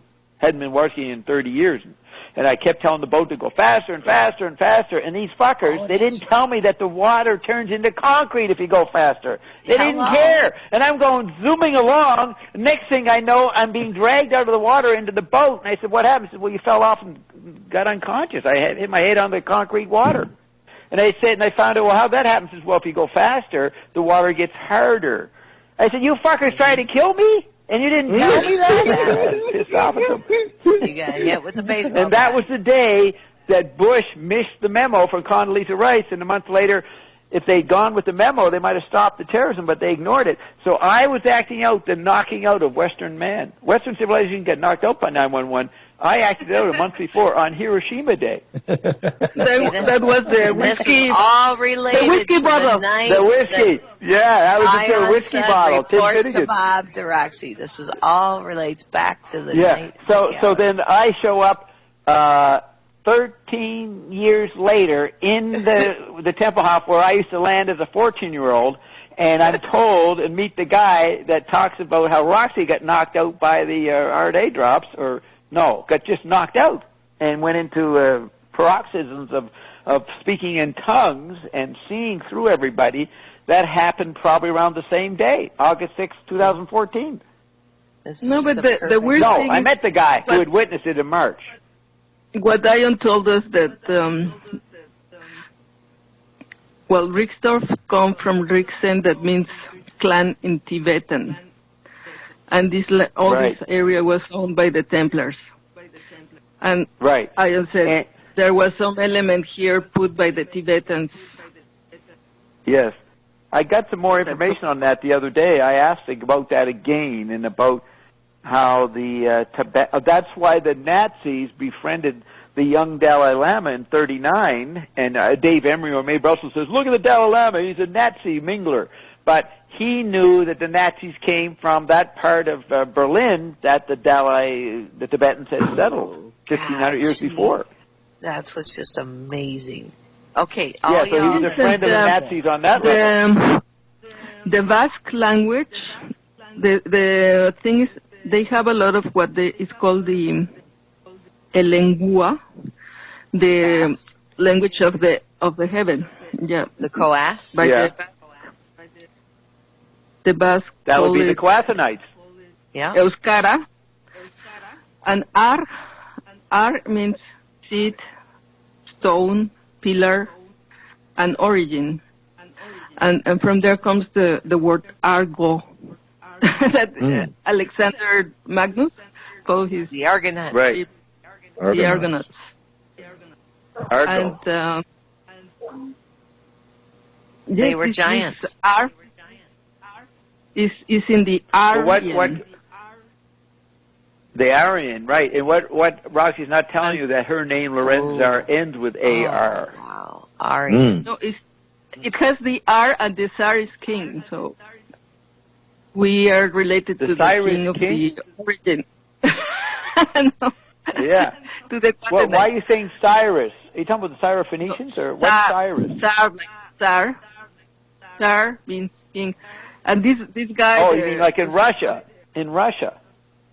Yeah, Tsar. Z-A-R means king. Z-A-R. Oh, I see. Yeah. In Basque, Larrainzar is written like Tsar. Means king. And that would be the Coathanites. And the people from heaven. Yes, like they are related to the pillar, to the origin, to the R. I think Ian said I was a Coathanite. What's his name? Othello. Who am I? Ophanel. I'm a Coathanite. Ian said I was a Coathanite. There's no way. You are too, Bert? Disgrace to the name, Gene. You're an alcoholic. No, Ian said he brought it up recently. That's why we're talking about it, Bob, because Ian said I was a Coathanite. Yeah, you believe Ion. He was just buttering you up for whatever purpose. Okay, fine. You're right. I have nothing to do with it. I'm right. Nothing. Now you sound like Ginny. Okay, fine, Bob. Fine. That's what Ginny does. Fine. Okay, Bob. Yes, I accept. Really? I find it very interesting from Zappa that he was into alchemy. He was into experimenting with mercury when he was a child. And he was into language. So those were like the main sciences of all the Kabbalists and the alchemists. Well, Bob, maybe it's because we already knew we were gods before we met you. I want to supplement what Roxy said. All right. McLuhan talks about Karl Orff, Bartok, and those guys started looking at folk legends, and then they got into speech, and speech is the ground of music. So they started to bring in the speech things. Then Zappa comes along and notices those theories by Stockhausen, whoever, Bartok, and says the blues guys are doing that with their Sprechstimme and their talking blues songs. So he said the blues was the low culture version of finding out the power of the word and the role of speech in music. That's what Zappa did. He developed it beyond McLuhan, or at least what McLuhan says on media. The original laboratory, the laboratoire, ora elabora, was the kitchen. And Zappa, I think he was really aware about all these things but he was presenting all this very sophisticated hidden knowledge. Right, because he was wise. He read in a funny way. He read a lot. So Bob, I have something to contribute here. Okay, just hold it. I need a complete. So Zappa was in the position of Ion. Ion comes on saying a lot of ridiculous stuff the first couple of years because he had so much to say. Where does he begin? So he begins with law of attraction bullshit. Zappa was in the same position. He had so much to say that he got in his own self-education. It's called a didact. You're self-taught. That he had to become absurd in what he was saying. But over time, we see that he knew the other stuff. Yeah. According to the Kabbalists, like they say, we translate with our blood, or skin, or organs. So not everything is learned like the Gutenberg galaxy tells you learn from books. There is also the inspiration and knowing that your physical body retrieves the autonomic. And that's why he was such a great composer, and he really never studied that long. He actually started to study harmony, and he saw all these stupid laws. Why would I want to follow threw the book away. Yeah, he went to music college when he was 19. Yeah, just a second. He went to music college when he was 19. He took a few weeks of the course, and this book was all these laws that had to do harmony. He threw the book out and quit the school. Like he knew you can't use book knowledge because he'd been well-versed in the black culture of R&B and doo-wop and Johnny Guitar Watson. He knew there was a tactile level. He wouldn't call it that, but he knew there was a new level of communication going on. Okay, now we turn to solo to Susanna. What's your solo? Okay, here. I was going to get back to, this is one of my things I was actually going to bring up with Ion. Ion has brought up the Brothers Grimm before. A couple of times, once recently, and I was looking into them again. And what I found most interesting that I found out was that they went into research about the folk tales that in Germany. But they went into oral culture, Susanna. They went into oral culture under the impact of the telegraph. Finish. Oh, you want to sing your song before you turn to gold, eh? Quoting Leonard Cohen. Let me tell you the story before I turn to gold.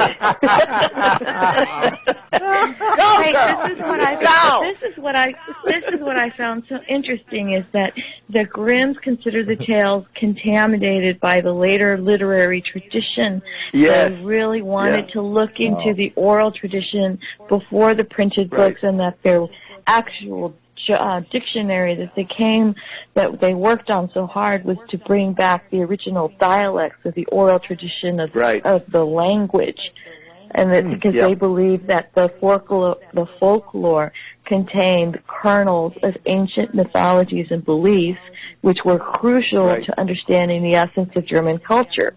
And so the dictionary was their work to reintroduce the language of the original form of the oral tale. Right. And their whole work was they examined culture from a philological point of view to establish connections between German law, between German law and culture and local beliefs, which I thought was like, wow, this is media ecology. This is what McLuhan did, and they were doing it. No, wait a minute. Then.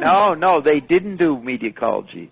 They did not realize that the telegraph, which created instant acoustic space, the simultaneity of the tapping of the letters made everybody be in the same membrane when they were using the telegraph. That was a acoustic, tactile, electric effect. And so you'll see, if you look at 1860, 70, 80, all kinds of scholarship in all kinds of countries started looking at variations of what the Grimm's brothers. Everybody started trying to retrieve something valuable in acoustic origins. So they retrieved the acoustic archetype, not knowing, and this is the media culture thing, that the telegraph was making them aware that something was happening before the printing press. You see? The larger point is the telegraph made cultures, all kinds of different scholars of different languages, do similar kinds of studies of getting beyond the effects of the book. That's what they didn't know. It took McLuhan to notice that later. Language. Suzanne, you get that? You get that, Susanna? Yeah. The impulse to go back into acoustic roots was caused by the telegraph, and the scholars didn't know that. They just knew there was something before print, and they could know it because they were experiencing acoustic space. What the elite say. May I say something? One at a time. Is that the original language of heaven is like was deformed, but in the Basque, different people that have studied find a lot of roots that are found in many other languages. So they that are in the Basque. This is the closest language to the original language that Enoch spoke before the flood. And language is the only human creation that connects us to that origin. That's the thing. Right, but here's the next insight, Roxy. Susanna wants to say something to her story. You're adding an addendum to your story. Well, I just wanted to say that also what I found out is that most of all the Grimm's tales were actually of Huguenot French origin and not German. Protestants. And remember, the Protestant is a religion of the book. The book people come out of the printing press. That's the Protestants. So it makes sense that the scholars are... but even though a good chunk of Germany was Protestant, though. So you get the point I'm making is that the Protestants were into the private book. The Catholics didn't like that. They didn't like the book. Book was ruining their oral tradition. But here is the more amazing fact. There was a Jesuit priest, I assume he was Jesuit, in Paris, that James Joyce went to his lectures. His name was Abbé, like an abbot, Abbé Jousse. Jousse. His name was like Joyce, a French version of Joyce. So he came up with a theory that before mouth there was gesture, and it partly came from Vico and some different obscure guys in the 19th century. So here's the thing: is that you got the Grimm guys going back, seeing the acoustic ear roots of written language. They don't get as far as the gesture, which is ESP. You get into the Aboriginals, they bring it back to the body, not an abstract meaning of what is said or what is written. So all technologies come to the body. So the deeper step that Joyce got, and he writes these things in Finnegan's Wake, you can see it, it all comes from the gesture, and the body action communicates before speech. And McLuhan called that nonverbal mental gesture. That's what ESP is. It involves body communication. So Jousse took it past the head to body language, gesture. So that's the next thing to realize, you know what I mean? And movies brought back gesture, and that's why people started looking at gesture and actually getting uptight about it and thinking they have to smoke because they became aware. These are literate Puritan Victorians who don't have any body awareness. Suddenly the movie shows them body stuff in motion, so they get all self-conscious about having their body language communicate, so they start stylizing it by smoking and taking postures of gesture. You know, in the 20s and 30s, caused by the movie retrieving awareness of gesture. And that correlates also with what Ion has said, that it's not, creation isn't only by speech. Speaking is not the only way to create. It's the whole being. That's right. It's the whole being that you're dancing. And then Yeats comes along and says, how do you tell the dancer from the dance? That's when you get into tactile Aboriginal awareness where there's no individuality, there's no group, it's all mixed up.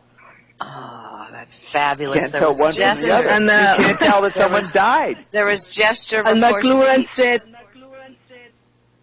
language is technology. It's all human creations. Yes, was words. And you can take every technology. If you know the original was the whole body complex, then you can see movies are part of language, but language is not what you say, it's what you gesture. So all the media are fragments of the whole body communicating, not just the mouth. So, Bob, is gesture... Frank Zappa was retrieving this idea of the whole remix of everything. Right. So here's Zappa's story.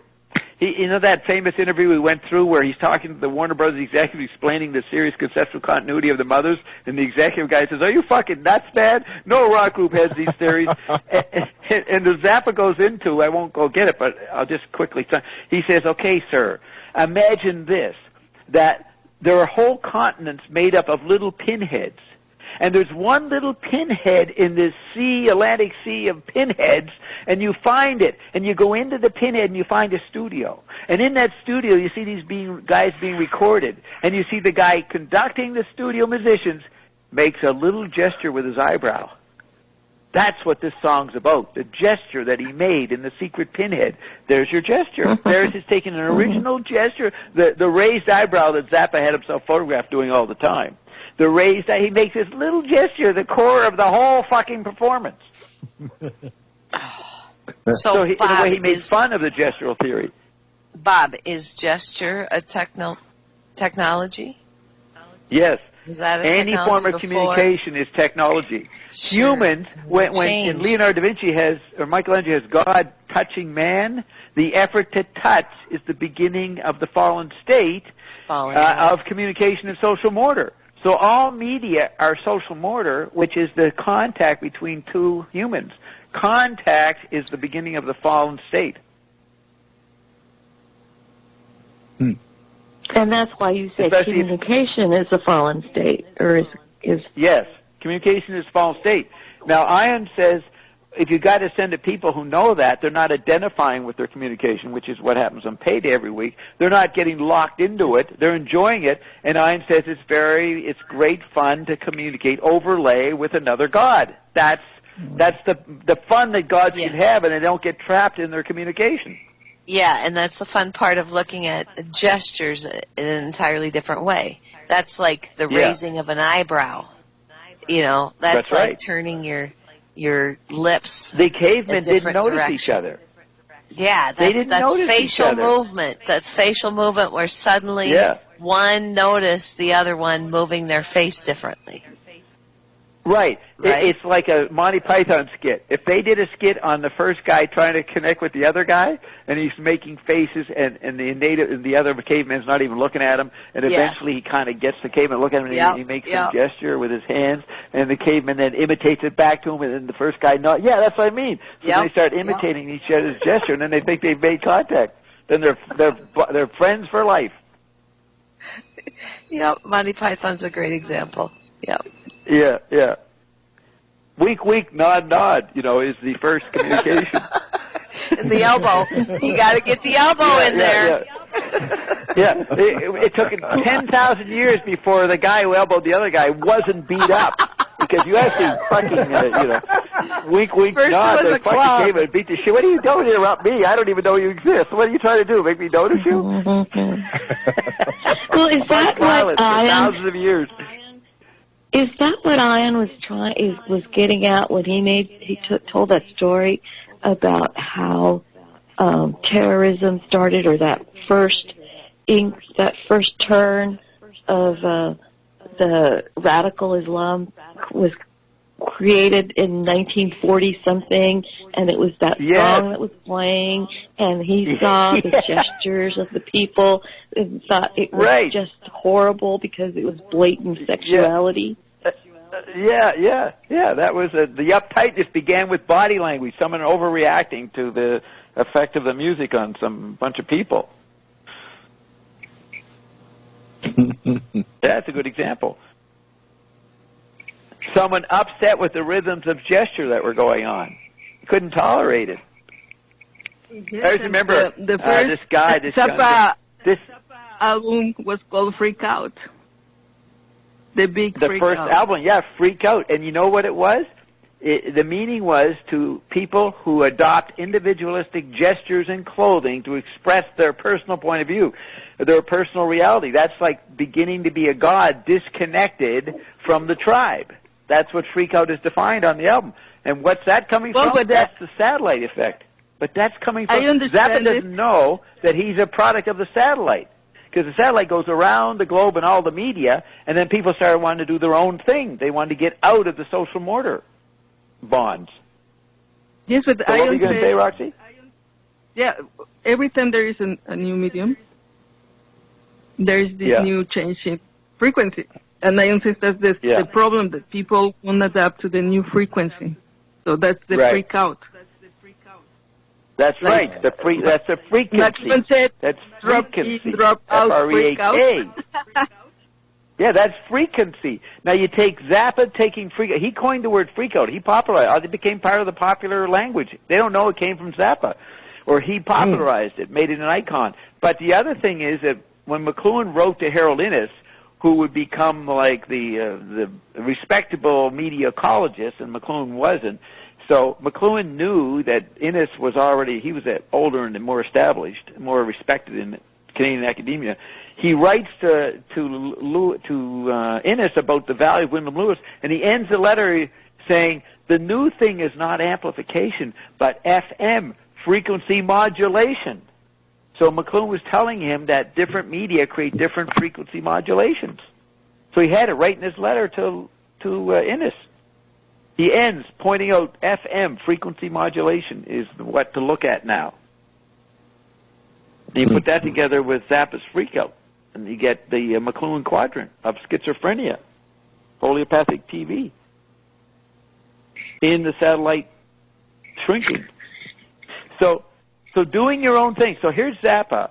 He is responding to the satellite mandate for people to do their own thing. That's the unconscious interpretation of the satellite effect, because you're floating around the planet and all the media dynamics, the analog media. That's where McLuhan come in and would say, well, Frank, you're just goosing yourself all over the place. Why don't you just tell the people it's a satellite effect? Zappa didn't know that. But Bob Dylan knew it and puts it on his liner notes in John Wesley Harding, and Dylan was reading McLuhan and said, if you want to understand the 60s, read McLuhan and Norman Mailer. And you look at his story in the back, it's all about Zappa at the Garrick Theater in New York in the summer of 67, and Dylan says, Frank, why do you goose yourself all over the place when blah, blah, blah? Now, Dylan doesn't spell out the satellite cause, but you put together Zappa, Dylan, and McLuhan, you put the three together, what's the common denominator? The producer, Tom Wilson, who produced Dylan, produced Zappa, and his understudy produced the McLuhan album. So it even becomes tighter. Damn, that's a pattern for you. Top that one, you iron nuts.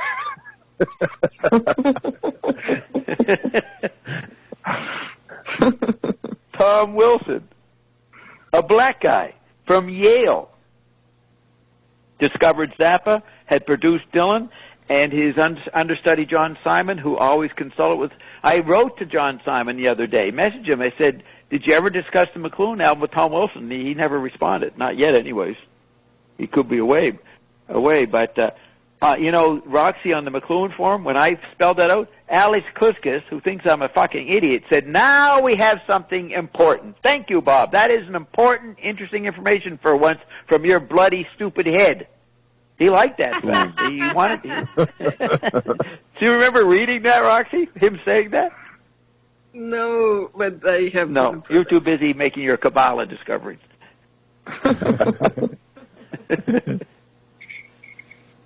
No, it's so there's really where the words... You find all these things in the Outer Kingdom, and it's not fiction. It's all... That's right. Studied and archived and it's the view from the Middle Kingdom. You're looking at the inner dynamic, the inner kingdom. As Ian went into the emotions in the 12th ring today, that gets into the inner kingdom, and then you have the outer kingdom reality, and you're looking at it from the Middle Kingdom. And remember, the outer kingdom can't communicate directly to the inner kingdom. It has to go through the Middle Kingdom. Hey, Roxy. The word Tsar, you were saying for royalty. Could you say that one more time, please? Yeah, like the Tsar of Russia? Yes, correct. Is that the same sound that I want to make when I'm saying tizum, or tism? No. Like the divine contraction? No. Oh, it's not? Not right. No. Okay. That's immature, Sarah. That's not relevant. But the beginning letters, you don't think you put your tongue to the tip of your tongue to the roof of your mouth and mute the, like, T, no, but D, maybe D sound? You should ask that Ian. I could not answer, all right. Okay. Yeah, ask Ian that one. That's advanced. I'm strictly talking about how to mimic the sound, Bob. I know, the labial dynamics with the teeth and the gums and the lips. Labial.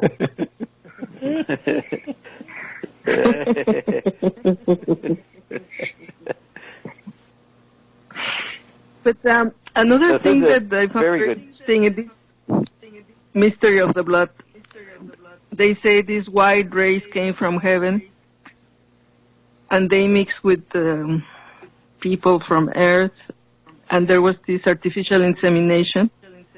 And there were 3 ships called Maris, and when the Templars were looking for America, the place where these ships were supposed to have landed, like what is now Mexico and Spain. Yeah. They called the ships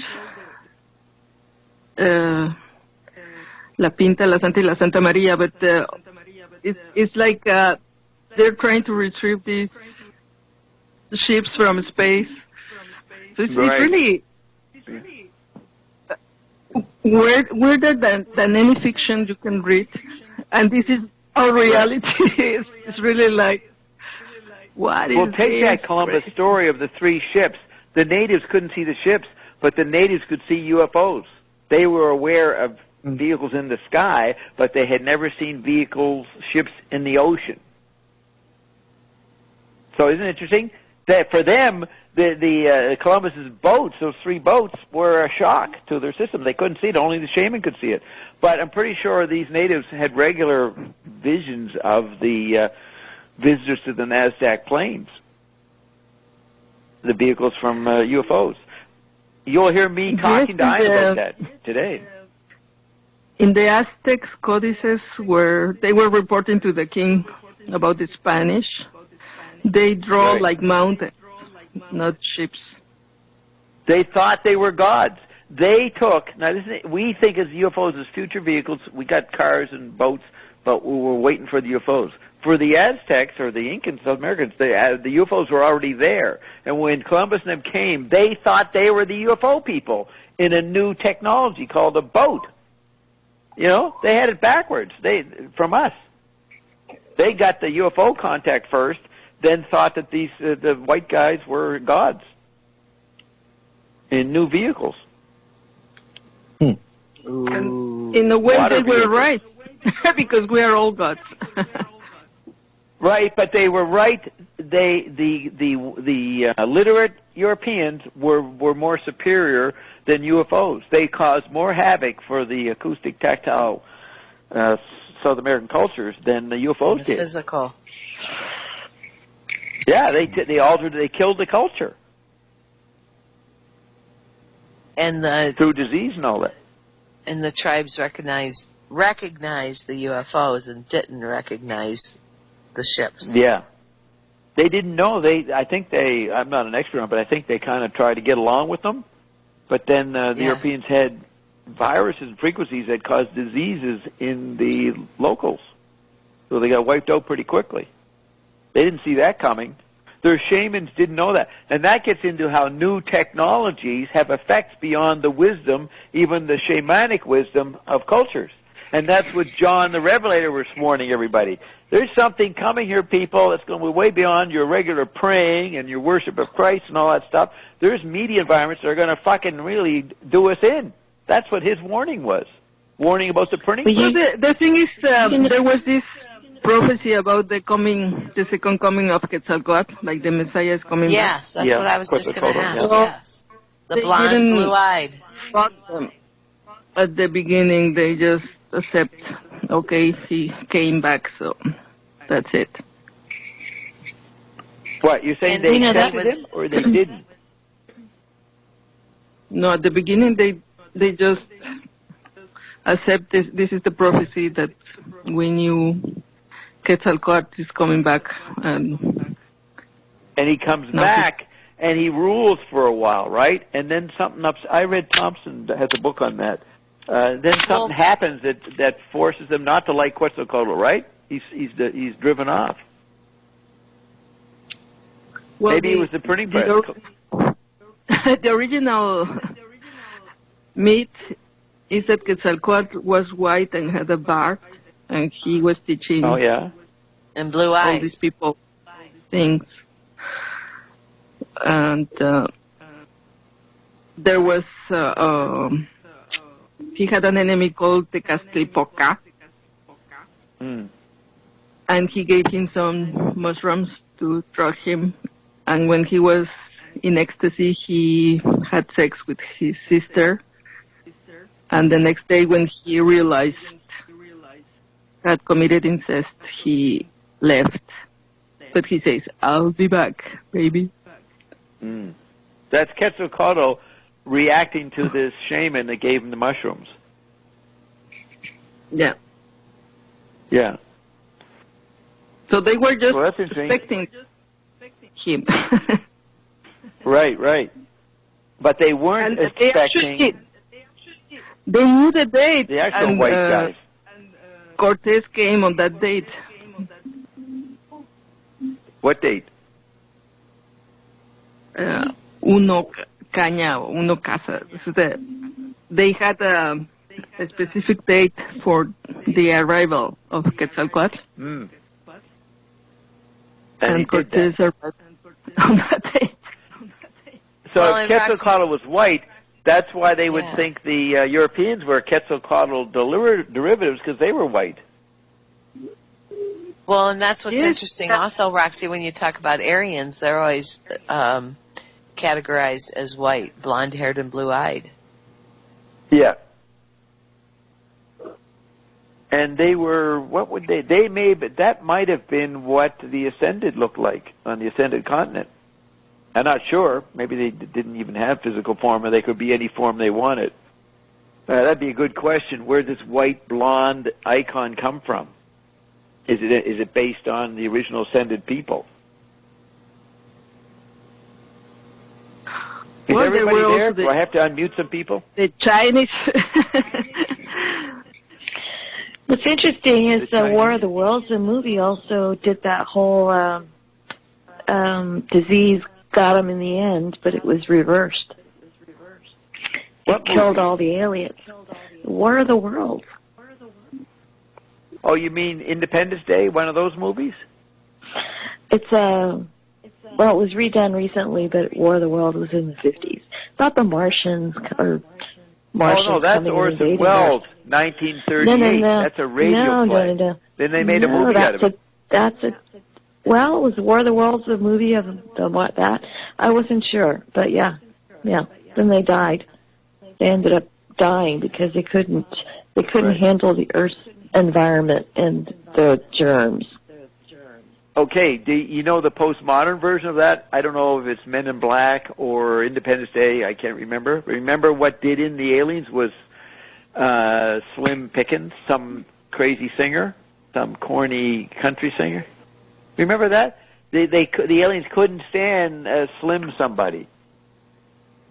No, Slim Pickens was an actor, Joan.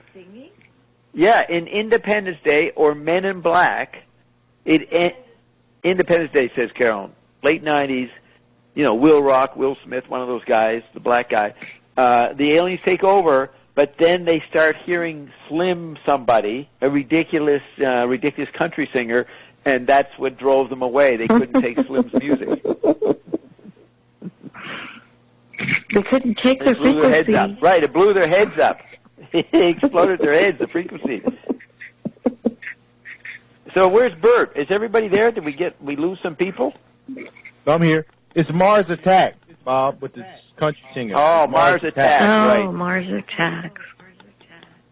So I get Men in Black, Independence Day, and Mars Attack mixed up because I never followed the sequels. I didn't keep up on it